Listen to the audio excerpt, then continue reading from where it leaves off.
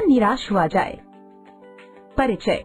यह पाठ हमारी पाठ्य पुस्तक वसंत भाग 3 से ली गई है। बच्चों, तुम्हें कभी किसी ने धोखा दिया है या आपकी किसी ने सहायता की है? इस पाठ में हम जानेंगे कि दुनिया में सिर्फ बुरे लोग ही नहीं, अच्छे लोग भी दुनिया में भरे पड़े हैं। मेरा मन कभी कभी बैठ जाता है। समाचार पत्रों में ठगी, डकैती, चोरी, तस्करी और भ्रष्टाचार के समाचार भरे रहते हैं। आरोप प्रत्यारोप का कुछ ऐसा वातावरण बन गया है कि लगता है देश में कोई ईमानदार आदमी ही नहीं रह गया है। हर व्यक्ति संदेह की दृष्टि से देखा जा रहा है। जो जितने ही ऊंचे पद पर हैं, उनमें उतने ही अधिक दोष दिखाए जाते हैं। एक बहुत बड़े आदमी ने मुझसे एक बार कहा था कि इस समय सुखी वही है जो कुछ नहीं करता। जो कुछ भी करेगा उसमें लोग दोष खोजने लगेंगे, उसके सारे गुण भुला दिए जाएंगे और दोषों को बढ़ा चढ़ा कर दिखाया जाने लगेगा। दोष किसमें नहीं होते, यही कारण है कि हर आदमी दोषी अधिक दिख रहा है, गुणे कम या बिल्कुल ही नहीं। स्थिति अगर ऐसी है तो निश्चय ही चिंता का विषय है। क्या यही भारतवर्ष है जिसका सपना तिलक और गांधी ने देखा था? रविंद्रनाथ ठाकुर और मदन मोहन मालवीय का महान संस्कृति सभ्य भारतवर्ष किस अतीत के गह्वर में डूब गया है? आर्य और द्रविड़, हिंदू और मुसलमान, यूरोपीय और भारतीय आदर्शों की मिलन भूमि मानव महासमुद्र का क्या सूख ही गया है? मेरा मन कहता है ऐसा हो ही नहीं सकता। हमारे महान मनीषियों के सपनों का भारत है और रहेगा। यह सही है कि इन दिनों कुछ ऐसा माहौल बना है कि ईमानदारी से मेहनत करके जीविका चलाने वाले निरीह और भोले भाले श्रमजीवी पिस रहे हैं और झूठ तथा फरेब का रोजगार करने वाले फल फूल रहे हैं। ईमानदारी को मूर्खता का पर्याय समझा जाने लगा है। सच्चाई केवल भीरों और बेबस लोगों के हिस्से पड़ी है। ऐसी स्थिति में जीवन के महान मूल्यों के बारे में लोगों की आस्था ही हिलने लगी है। भारतवर्ष ने कभी भी भौतिक वस्तुओं के संग्रह को बहुत अधिक महत्व नहीं दिया है। उसकी दृष्टि से मनुष्य के भीतर जो महान आंतरिक गुण स्थिर भाव से बैठा हुआ है, वही चरम और परम है। लोभ, मोह, काम, क्रोध आदि विचार मनुष्य के स्वाभाविक रूप से विद्यमान रहते हैं, पर उन्हें प्रधान शक्ति मान लेना और अपने मन तथा बुद्धि को उन्हीं के इशारे पर छोड़ देना बहुत बुरा आचरण है। भारतवर्ष ने कभी भी उन्हें उचित नहीं माना। उन्हें सदा संयम के बंधन से बांध कर रखने का प्रयत्न किया है, परंतु भूख की उपेक्षा नहीं की जा सकती, बीमार के लिए दवा की उपेक्षा नहीं की जा सकती, गुमराह को ठीक रास्ते पर ले जाने के उपायों की उपेक्षा नहीं की जा सकती। हुआ यह है कि इस देश के कोटि कोटि दरिद्र जनों की हीन अवस्था को दूर करने के लिए ऐसे अनेक कायदे कानून बनाए गए हैं जो कृषि, उद्योग, वाणिज्य, शिक्षा और स्वास्थ्य की स्थिति को अधिक उन्नत और सुचारू बनाने के लक्ष्य से प्रेरित है। परंतु जिन लोगों को इन कार्यों में लगना है, उनका मन सब समय पवित्र नहीं होता। प्रायः वे ही लक्ष्य को भूल जाते हैं और अपनी ही सुख सुविधा की ओर ज्यादा ध्यान देने लगते हैं। भारतवर्ष सदा कानून को धर्म के रूप में देखता आ रहा है। आज एकाएक कानून और धर्म में अंतर कर दिया गया है। धर्म को धोखा नहीं दिया जा सकता, कानून को दिया जा सकता है। यही कारण है कि जो लोग धर्म भीरू हैं, वे कानून की त्रुटियों से लाभ उठाने में संकोच नहीं करते। इस बात के पर्याप्त प्रमाण खोजे जा सकते हैं कि समाज के ऊपरी वर्ग में चाहे जो भी होता रहा हो, भीतर भीतर भारतवर्ष अब भी यह अनुभव कर रहा है कि धर्म कानून से बड़ी चीज है। अब भी सेवा, ईमानदारी, सच्चाई और आध्यात्मिकता के मूल्य बने हुए हैं। वे दब अवश्य गए हैं, लेकिन नष्ट नहीं हुए हैं।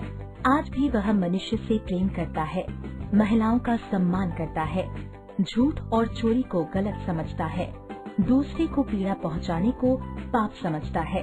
हर आदमी अपने व्यक्तिगत जीवन में इस बात का अनुभव करता है।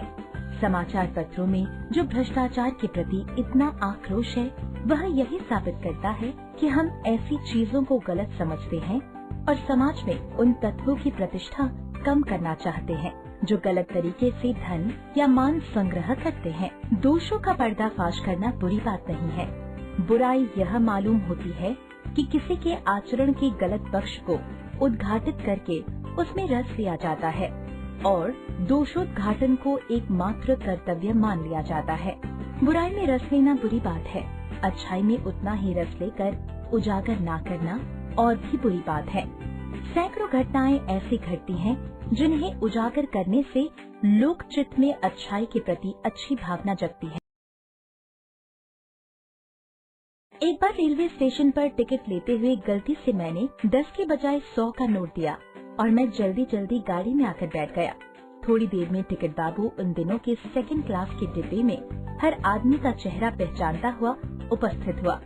उसने मुझे पहचान लिया और बड़ी विनम्रता के साथ मेरे हाथ में 90 रुपए रख दिए और बोला, यह बहुत गलती हो गई थी, आपने भी नहीं देखा, मैंने भी नहीं देखा। उसके चेहरे पर विचित्र संतोष की गरिमा थी। मैं चकित रह गया। कैसे कहूँ कि दुनिया में सच्चाई और ईमानदारी लुप्त हो गई है। वैसी अनेक अवांछित घटनाएं भी हुई हैं, परंतु यह एक घटना ठगी और वंचना की अनेक घटनाओं से अधिक शक्तिशाली है। एक बार मैं बस में यात्रा कर रहा था। मेरे साथ मेरी पत्नी और 3 बच्चे भी थे। बस में कुछ खराबी थी, रुक रुक कर चलती थी। गंतव्य से कोई 8 किलोमीटर पहले ही एक निर्जन सुनसान स्थान में बस ने जवाब दे दिया। रात के कोई 10 बजे होंगे। बस में यात्री घबरा गए। कंडक्टर उतर गया और एक साइकिल लेकर चलता बना। लोगों को संदेह हो गया कि हमें धोखा दिया जा रहा है। बस में बैठे लोगों ने तरह तरह की बातें शुरू कर दी।